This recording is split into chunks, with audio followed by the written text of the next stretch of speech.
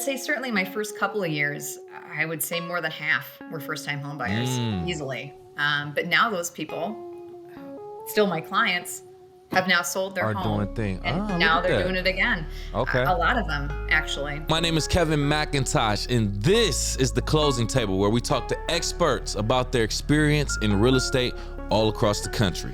Let's go.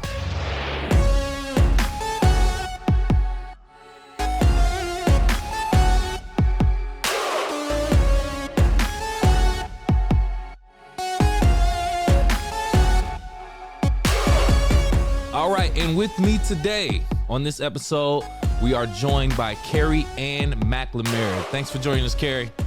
Thank you for having me, Kevin. Glad to be here. Absolutely, absolutely. So I did a little bit of research on you, a little bit of social media stalking, and I actually see that you attended and graduated from Michigan State University, go Green. Yeah. But your major there, sociology. Yes. I need you to explain the correlation between sociology and real estate, if there is one. Absolutely. Well, sociology is essentially the study of human social relationships. And, social and emotional determinants really do determine how and why people live where they do, buy what they do. So definitely there is strong tie in there. Right. I think generally as human beings, we are seeking upward mobility. And home ownership is certainly an investment tool that helps people achieve that. Correct. I would agree. Yeah. All right. So sometime after you attended or graduated from MSU, I see that you spent some time in agency management as well as agency relations and grant management. Yes. So yeah. what was the reason behind switching from that career to real estate? Yeah, well, I got out of school and went right into basically social work. And I didn't really want to be doing that. I wanted to be more kind of systems, processes, administration, kind of social work adjacent. But I got into a program called 211 as a call specialist. So I don't know if you have familiarity with that, but basically people in the area call 211 and they get connected with health and human services. Oh, okay. So instead of calling 911 for an emergency, you'd call 211 and be connected with someone who could help you find the local food pantry or help with the utility bill or help with paying rent. I didn't know Some that. of the big ones that we would get. So anyways, I was a call specialist there for several years, and then I managed the program for a while. And it was a United Way funded program, at least here locally it is. And then from there, I got connected with United Way locally here in Lansing area, Capital United Way. And it's there that I really got into community investment, the granting side at United Way. And so we were part of that process of once the dollars were allocated, we were connecting organizations and the money to those organizations and monitoring those programs. Nice. Okay. Yeah. So in regards to your acknowledgments and things that you've been awarded, I see in 2021 you were placed on your brokerage International Diamond Society for representing the top 12% of agents worldwide. That's where it gets crazy. Worldwide, not just in the country, the state, but worldwide. Can you talk about the traits and the characteristics that it took to get that type of success? Well, I got to tell you, so much of this business is repeat and referral. So I was very fortunate when I left the nonprofit world. I would say at least 50% of my first year sales came from people in that sphere. It was executive directors and program managers of organizations I'd worked with that had either used me to buy their house or had a cousin or a sister. So it was absolutely wonderful how that organically happened for me. I think for me, I've been successful, and we're talking specifically in 21, was just building upon those relationships and making sure that I'm being a good listener, that I'm being patient, that I'm understanding what the client's needs are and meeting them where they're at and moving at their speed. And also just being an advocate for what they need. And I would say definitely my nonprofit background has taught me how to do that. Oh, there you go. That's a good way to bridge that. a nonprofit just being really serving its purpose and not really worried about a bottom line, but then it's really just the genuine, if that's a word, how genuine it is to whatever the actual cause is. So, Yeah. and the people that make up nonprofits, they're usually good souls. So it's great that you connect that bridge. Yeah. You received a Google review. Oh, go ahead, please. Oh, I was just gonna say it's a people business, right? Like Right. I know I'm selling houses, right? Like that's what a realtor does, but really it's the people that live there that I'm serving or working for. And I don't take that for granted. I mean, that's a really important piece. The structure may change, but it's the people that live there that matter. And that's 100% true. And we can see that reflected in what I was going to bring up, your Google review. One of your Google reviews says, quote, "She has always gone well above and beyond, exceeding my expectations," end quote. Can you talk to me about what does going well above and beyond as a real estate agent actually look like? I mean, it means advocating for your people, right? Because it's more than just going and showing someone a house and putting in an offer and having it be accepted. Right. Through the process, you're dealing with lenders, you're dealing with title companies, you're dealing with inspectors, appraisers, the other agent on the other side oftentimes. Right. So you are on behalf of your client representing them and what they need and making sure that they're getting themselves into a financially winning situation at the end, right? Because a home is supposed to be an asset. And it's for most people, it's going to be your largest asset that you have. So I take that very seriously. And so I'm making sure that I'm talking directly, active communication constantly between lenders, the other agent, and making sure that we can come to the table and everyone wins in the end. Nice. Yeah. Nice. So just going off course a little bit. Ooh. We first started, you mentioned the fact that you're in the gym, you're working out, you're keeping your physical health up to date and things of that nature. Do you feel like that's some type of important aspect of being a realtor too, making sure your physical health is up to shape? Oh my gosh. I'll tell you, this is the year I turned 40, full disclosure. And I made a Hey. promise to myself that this is the year that I'm going to let go of things that no longer serve me. There you go. And that I am taking control of my life and making sure I'm Speak on using it. healthy habits. Yes. You know, am I Come speaking on. it? So for me, I think it's very easy to like get stressed out about a certain deal coming together, falling apart, dealing with many different personalities. It's easy to snack and like be stressed out all the time. So I'm intentionally weightlifting almost every day and doing cardio 3 days a week. And really it's a healthy outlet for me. And it really helps clear my mind so I can be the best advocate for my clients that I can be. Yeah. And I discussed this with the realtor before. I know you're putting in more than 40 hours a week being a realtor. And for you to take time to make your physical health a priority also. Like I just, it's just amazing to see that because not everybody is really putting their physical health as a priority, I certainly wasn't good at it my first few years. I get it. But now I feel like I've been in real estate long enough. This is in my 7th year. Nice.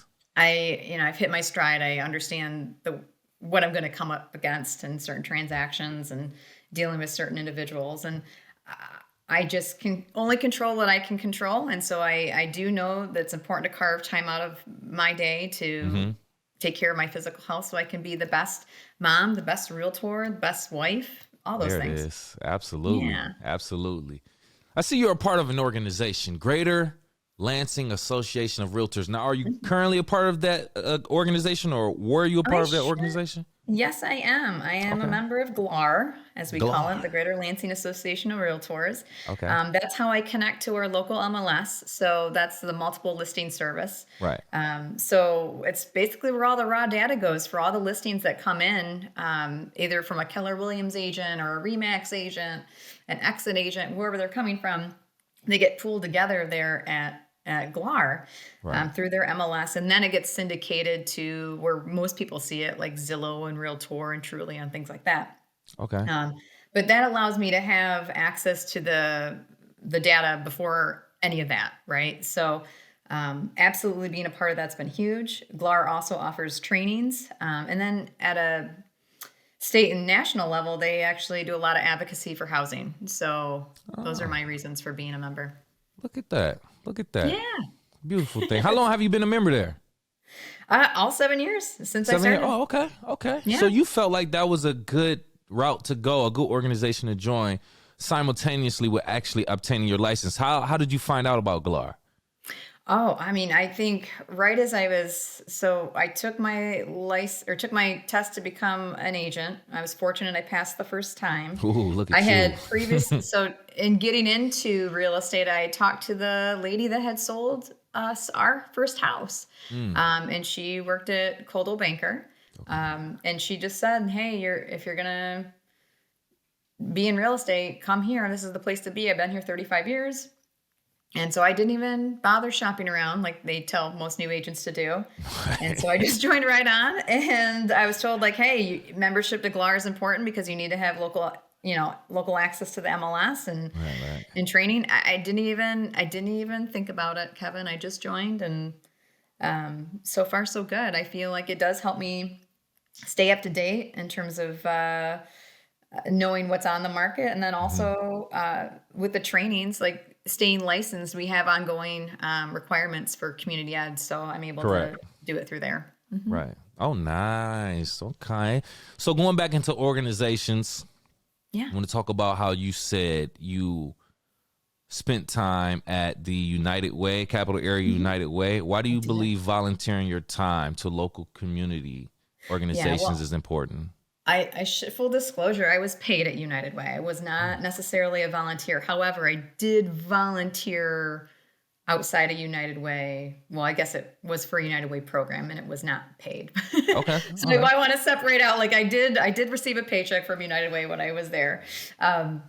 But yeah, so as far as the volunteering portion of that though, I was part of the Volunteer Income Tax Assistance Program, or VITA. I'm not sure if you're familiar with that, but basically it provides low and middle income individuals here in Greater Lansing access to free tax prep, meeting with people who can do their federal, state, and local taxes for free.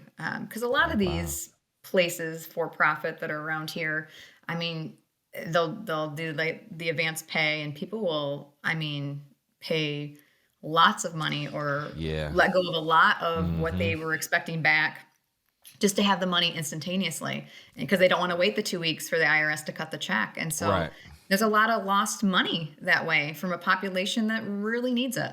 Correct. I agree. Okay. So, yeah. Let's get into your process of actually recruiting clients. How do you approach a new client? How would you describe your process of dealing with a client from actually recruiting them or getting them to actually getting them in the home? Yep. Yeah, absolutely. So again, at this point in my business, a lot of it is repeat and referral. So this is another reason why it's so so important to treat your clients well, because they are going to be your champions moving forward, bringing their relatives and friends and recommending you. So when I do, it's usually a past client that'll say, "Hey, my sister's going to move into town. They might give me a little bit of information about like what her timeline is, but most of the time it's just like, hey, here's her name and number. You can call her anytime." And so I'll usually reach out, introduce myself. I try to be low pressure, but I also want to convey that I'm readily available and that I'm hungry for their business, right? Right. So finding that balance of not being too skeezy, but but not aloof. But anyways, I like to, and I know it was weird during COVID times, but I do like a face-to-face in-person meeting. I do for buyer consultation, especially, and especially when we're talking about new home buyers who've never been through the process before. I think it's just good to sit down together and we just talk about wants, needs, timeline. We talk about budget, getting pre-qualified or, depending on where they are in the process, just figuring where they're at in that process. And then we work from there. Some people are ready to hit the ground running and look at houses, and others are maybe, by the time they talk to a lender, it might be another 6-8 months before we're ready to even look at homes. So it just depends. But I like to have that first meeting. So then they see my face, they know who I am. And we can kind of walk through all those things together. And I give them a buyer orientation packet usually too. You mentioned something that makes me bring up another question. Do you deal with more first-time home buyers or repeat buyers or investment buyers and things? Oh gosh, I would say it's probably a healthy mix. I would say I'm not even looking at everything. Maybe 1/5 of my people are probably first-time home buyers. I'd say maybe 1 in 5.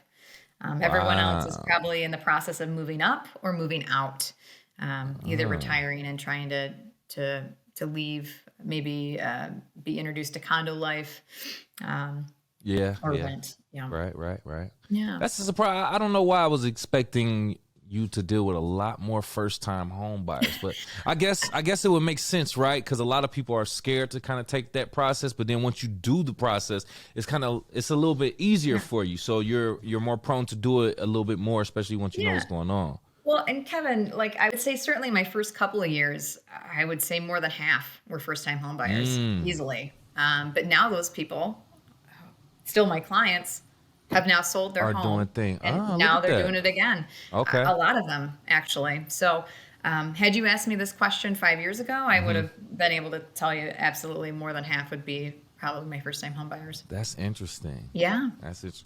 Dealing with the first time home buyers.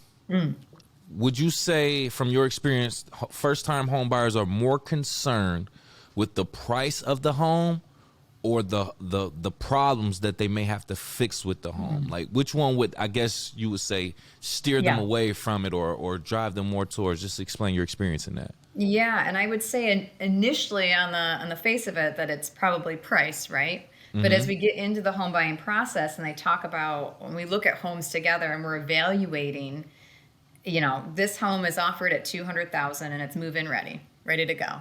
Nothing needs to be done, right? But that might be more than top of their budget. Where this house that is $150 is more in line with someone's budget in monthly payment, but it's got an aging roof. It has old mechanicals. We're talking furnace, water heater. It might have a foundation issue. You start adding those things in, and even if it's something they can move into, these are expenses that are going to really it's going to eventually get you up to 200,000 if not more.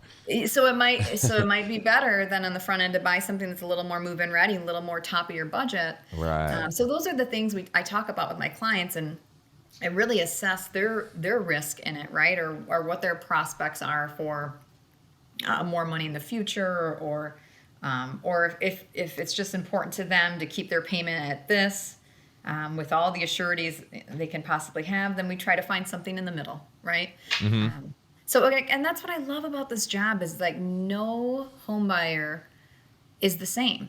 Everyone's situation is different, and just learning about them and finding out what they need and what's going to be best, and then finding them the best product, if you will, or best home. I love that. Nice. I know it has to be a great feeling. I mean, you're setting someone up for, in some cases for life. Yeah. Somewhere where they're planting their roots and raising a family and going to have memories forever. So it has to be a great feeling. Great segue also. On average, how many homes do you think you usually have to show your client before they decide to close? Oh, that's such a good question. Every buyer is unique. I will tell you, my very first year, I had this awful woman, in hindsight. I hate to say that. I showed her 156 homes over the course of a year and a half. She did 156 156 homes. And, I was new. I was hungry. I would take this woman wherever she wanted to go. Fast forward, I would never do that again. That's a small town. This market, there isn't even 156 houses to see in this market, so it's not even possible. What? But I would say I'm much, much better now, right, at being able to pivot someone or redirect or, fine tune what we're looking for and be more in tune with that. I think the national average is 10 houses, and I would say most of my buyers are probably about that. I've been very fortunate. I've had some buyers that have looked online a long time. They see the one, they're like, this is it. And we've put it in an offer, and it got accepted. Didn't have to show them any more than one. Nice. But then you can have others that, take a little bit more time and need to see the 10, 20 houses over time. And that's okay too. At the end of the day, they're the ones buying the house, not me. They need to be comfortable with that purchase. And if it takes seeing 20 houses to make them feel comfortable to do it, then we'll do it. Yeah, right. So be it. It is what it is. Yeah. Are there any common qualities in homes that you see, like the average or a significant portion of your clients being interested in? Like, do the majority of them say, hey, I need a large kitchen, or I need a 3 bedrooms, or I need 2 baths? Or are there any common qualities in homes that you might hear of? In terms of common qualities, I would say people really love first floor laundry. I think especially First floor laundry. Yeah, that seems to be really important for a lot of folks. And I think if you've had downstairs laundry before, or if you've rented places and you had to take it down the hall or out to another place, having the convenience of having first floor laundry is pretty great and underrated. Can I just talk about the fact that is a very luxury, like, picky kind of thing? Because my washer and dryer is in my basement. I'm just happy to have one in the house. Now people Kevin, are like, I don't even want to walk downstairs. Let's find you a nice little ranch. Let's find you a nice little ranch with some first floor laundry, Kevin. I think you're ready. That's just like, I'm so tired of these stairs. Like, oh my goodness. That's hilarious though. So first floor laundry, that's a new one. Okay. Wow. Yeah, I would say I got to think about my clientele, right? I have a lot of maybe younger or people with younger children who don't want to have kids tumble downstairs or have to be downstairs doing laundry where the kids are upstairs, or older people that don't want to hurt their knees so much to, schlep laundry up and down. So it's like nice to have it all on one floor. People aren't talking about it, but laundry's important, Kevin. Yeah. No, it definitely is. I can agree with that for sure. All right. So there is a statistic I want to share with you. According to the National Association of Realtors, 47% of buyers search for homes online first. 18% contacted a real estate agent prior to looking online. Why do you believe more people don't reach out to real estate agents first? And this is your opportunity to sell. Why do you feel like they should? Oh, okay. Well, here's my thought on this. We live in the world of information at our fingertips. Most people are looking online first. And I think it's interesting that NAR says it's 47%. I would say it's probably almost double that. Realistically, people are surfing. If they're interested in a house or interested in buying a home, they're getting onto Zillow, they're getting onto Realtor.com, and they're just seeing what's out there. They're curious. They just want to look, right? Everyone was, and you think about that with any product. Like, I shop for cars. Yes, I go to Carvana. I'm not tied to a particular dealership or person necessarily. When I just want to know what's out there and research what I want in my vehicle, right? And so it's the same thing with housing. I don't think there's anything wrong with, and in fact, I almost encourage people to look online first, just to kind of get a feel for what might be out there. From there, once they're ready to say, hey, let's take the next step, let's either call on this listing or try to find a real estate agent who can assist us. That goes back to my sphere of influence, those people that I've worked with before that can say, hey, well, if you're thinking about buying a house, here's Carey's number. Right. Or, maybe it's a listing that I have and they contact me directly to get in touch. It's at that point, once they're ready to make that step from just browsing the internet in their pajamas to actually looking at a home, that's my chance to show my expertise, right? And impart my knowledge. Right.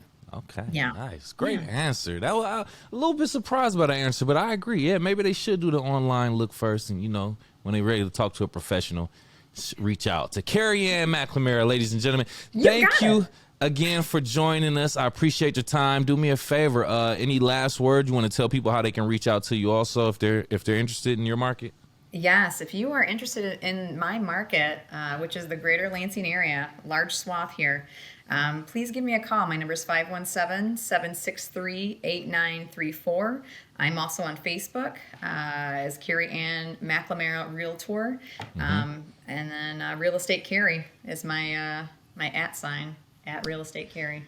All righty. Thank you so much at Real Estate Carey. I appreciate you again. And for our audience watching on YouTube, thank you. If you got this far in the video, do me a favor. Hit the like button, hit the share button, and subscribe to our channel. If you're listening on Apple, Spotify, or any other podcast platforms, please do the same. Hit the like button, 5-star rating, and subscribe to our channel so you get caught up with the latest content. Here's a question for our audience also before we leave.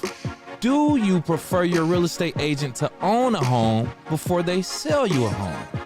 Think about it. Drop your comments below. Other than that, we'll see you next time.